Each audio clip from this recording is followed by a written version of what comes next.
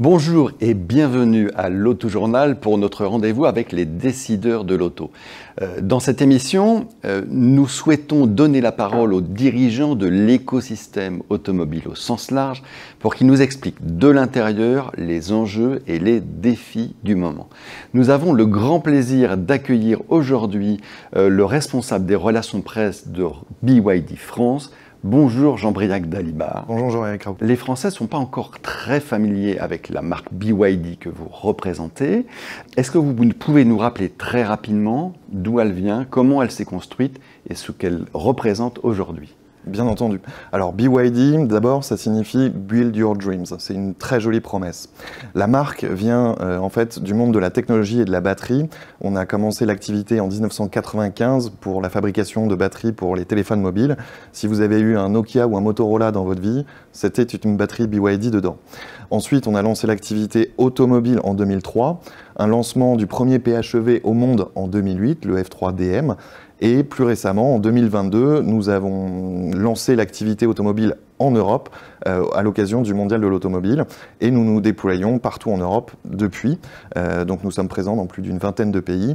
En France, la marque est arrivée en juin 2023, donc maintenant 18 mois d'activité sur le territoire national. Oui, ça reste très récent en fait en France. Ça reste très récent en France. Au mois de juin 2023, nous étions 5 salariés. Aujourd'hui, nous sommes 45. Donc les choses s'accélèrent.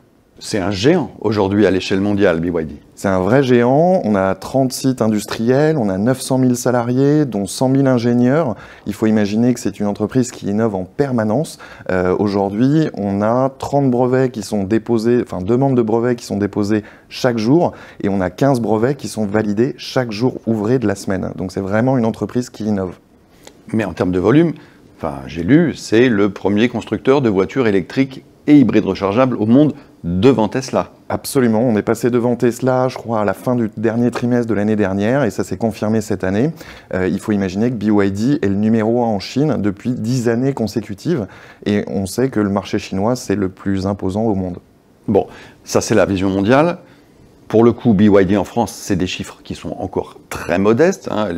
Les ventes, elles ne se comptent pas en dizaines de milliers pour l'instant. Comment est-ce que vous expliquez ce décalage entre la force mondiale de la marque et la modestie relative, pour l'instant peut-être, de BYD en France ? Alors, je pense qu'on peut l'expliquer assez simplement dans sa stratégie de distribution. En fait, BYD a souhaité avoir une distribution physique, contrairement à d'autres concurrents américains qui privilégient plutôt la vente en ligne.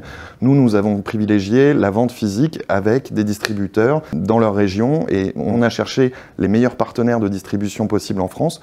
Donc aujourd'hui, on travaille avec des groupes très célèbres comme Chopard, Bodmer, Crelli, Buy My Car, Sipa, etc.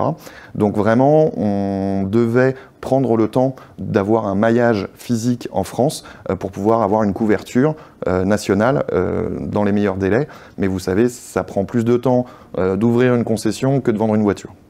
D'accord, donc ça c'est vraiment un pari d'avenir. Ça veut dire que clairement vous êtes là pour rester. Alors on est clairement là pour rester, pour durer, et partout en Europe. Aujourd'hui, on est présent dans plus d'une vingtaine de pays en Europe. Et surtout, on avait annoncé dès 2022 que nous aurions une usine en Europe. Et c'est bientôt le cas, puisqu'on va avoir une usine qui fabrique des voitures en Hongrie, en plus de l'usine qui fabrique déjà des bus en Hongrie également. Les premiers modèles qu'on a vus sur notre marché, ils ont semblé en léger décalage avec les attentes de la clientèle, notamment française, en termes de châssis, en termes de taille, mais aussi, et ça c'était plus surprenant, en termes de positionnement prix, qui était finalement pour une marque chinoise pas si spectaculaire que ça. Ça va changer ou c'est une stratégie long terme ? Alors, sur le principe, c'est plutôt une stratégie long terme, puisque BYD se revendique une marque premium et accessible. Je peux entendre le décalage, entre guillemets, qu'il peut y avoir entre BYD et d'autres marques chinoises qui sont peut-être plus accessibles. En revanche, on a adapté ou ajusté un petit peu nos prix à la rentrée en septembre, parce qu'on sait que septembre-octobre, et notamment avec le Mondial de l'automobile, ce sont des mois qui sont très importants en termes de vente. Donc on a un petit peu ajusté nos prix, et c'est aussi ça la force de BYD, c'est que nous maîtrisons notre chaîne d'approvisionnement à hauteur de 95%. Ça veut dire qu'aujourd'hui, les seules pièces qu'on ne fabrique pas dans nos voitures, ce sont les pneus, les freins, les vitres et les systèmes son. Et cette force nous permet de pouvoir ajuster les prix en fonction des marchés sur lesquels nous sommes présents. On va continuer à parler d'argent, Là, les surtaxes que l'Europe veut infliger, on va dire, aux constructeurs chinois, ils sont confirmés. C'est des montants qui sont très élevés. Est-ce que, quelque part, ça remet en question votre engagement sur le marché européen? Est-ce que vous allez pouvoir rester compétitif en termes de prix avec toutes ces taxes qui vont vous tomber dessus? Alors, les discussions sont malgré tout toujours en cours. BYD a fait partie des marques chinoises qui ont le mieux répondu, entre guillemets, aux enquêteurs de l'Union, enfin de la Commission européenne. Et donc, on fait partie des marques qui ont été les moins frappées, entre guillemets, par cette augmentation. Malgré tout, BYD veut rester en Europe. On a, comme je vous disais, des sites industriels. On est ouvert dans plus de 20 pays en Europe. Donc, BYD est là pour rester et pour durer. Ça ne fait aucun doute.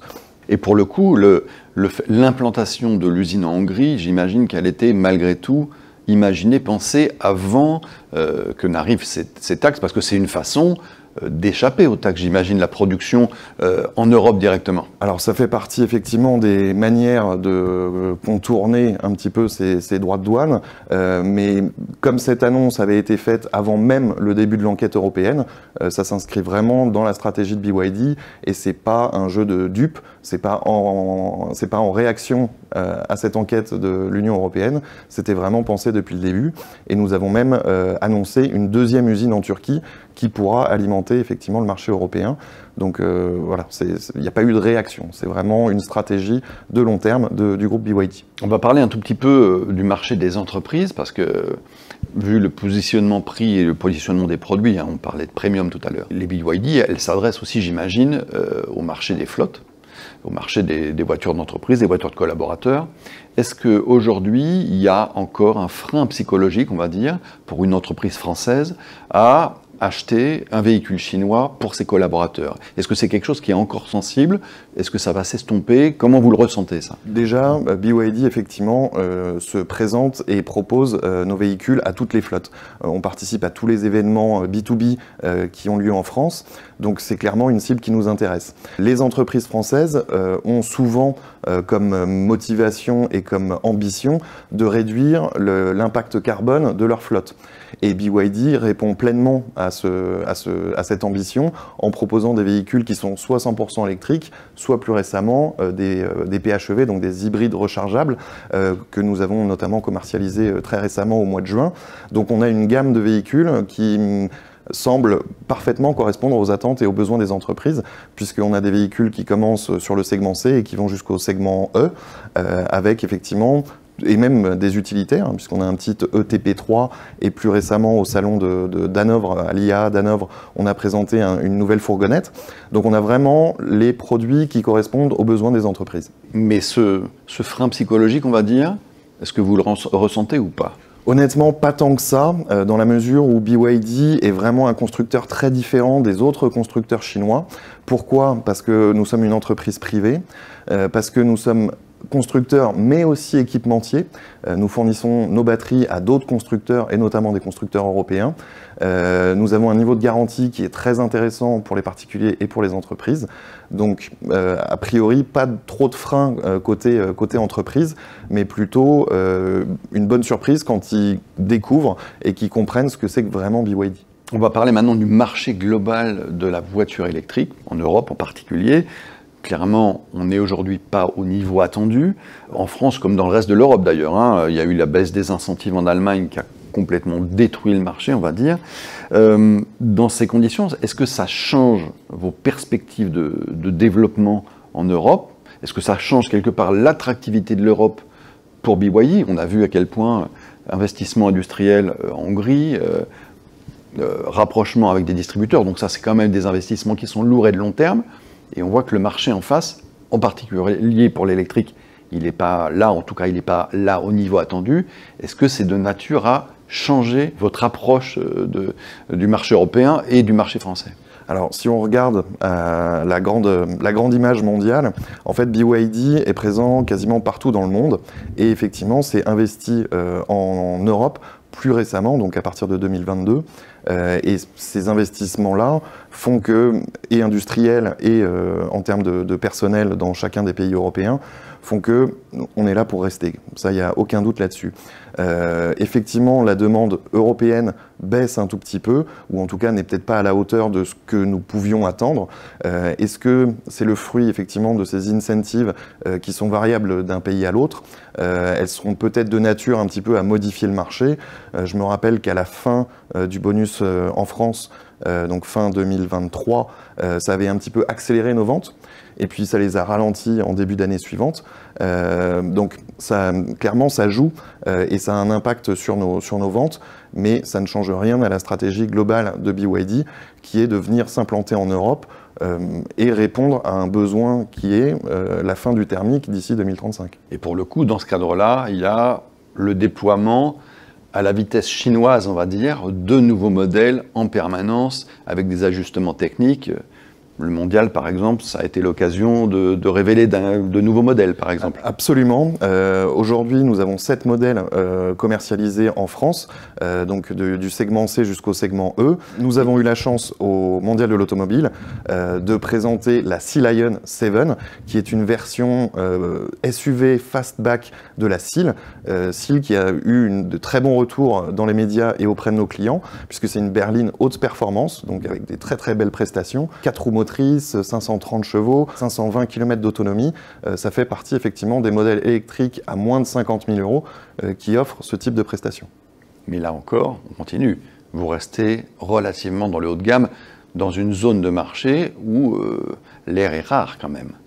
Alors, je l'entends. L'idée avec effectivement Sea Lion 7, c'est d'apporter encore une nouvelle proposition sur ce segment. Mais comme vous le savez sûrement mieux que moi, chez BYD, nos batteries sont installées dans le châssis de la voiture. Et donc, plus l'empattement est long, plus nos voitures auront de l'autonomie.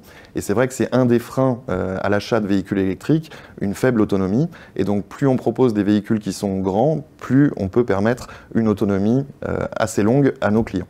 Donc la multiplication des 7 places, en fait, c'est pas du tout pour les familles, c'est juste pour placer la batterie. Hein. Chez tout le monde, vous n'êtes pas les seuls à faire des 7 places. Alors, c'est peut-être un petit peu exagéré, mais c'est pas complètement faux. Il y a effectivement cet aspect technique qu'il faut respecter. En revanche, on a lancé donc la Tang, le nouveau Tang, qui est un SUV 7 places au mois de juin également. La Sea Lion 7 est une 5 places. Donc effectivement, on a cette gamme suffisamment large pour répondre à un maximum de demandes et de besoins des clients européens. Et on verra au premier semestre 2025, effectivement, des véhicules qui correspondent peut-être davantage aux véhicules qui font du volume en Europe. Eh bien écoutez, merci beaucoup Jean-Briac Dalibard pour toutes ces explications sur BYD en France. Et à bientôt avec l'Autojournal pour un prochain numéro des décideurs de l'auto. Merci beaucoup.